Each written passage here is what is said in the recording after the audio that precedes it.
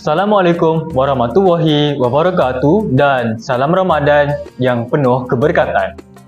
Alhamdulillah, marilah kita bersama-sama memanjatkan kesyukuran terhadap Hadrat Allah SWT kerana dengan limpah kurnianya kita dapat bersama-sama dalam program Bicara Ramadan pada hari ini. Untuk makluman semua, saya Buat Amca Akil bin Azman, pelajar dari kelas 6 atas UKM, berangkap Esko Kebajikan dan Khidmat Sosial bagi MPP sesi 2025-2026.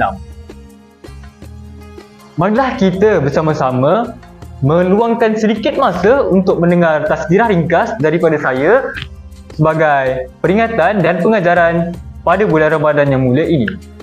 Tajuk bicara Ramadan saya ialah menjaga lidah ketika berpuasa. Berpuasa bukan sekadar hanya menahan diri daripada makan dan minum, tetapi menahan diri daripada berkata perkara yang tidak baik. Tentunya sebagai seorang pelajar, kita perlulah mengelakkan daripada mengeluarkan kata-kata kesat, mengejek rakan-rakan dan menyebarkan kabar yang tidak benar.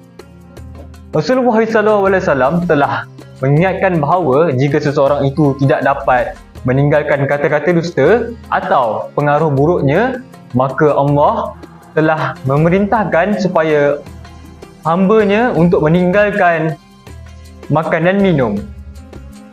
Jadi ini menunjukkan bahawa akhlak yang baik adalah sangat penting ketika berpuasa. Marilah kita bersama-sama pada bulan Ramadan ini melatih diri untuk bercakap dengan sopan dan menjaga hubungan baik dengan rakan-rakan. Semoga dengan tazkirah ringkas saya ini dapat memberikan manfaat kepada semua.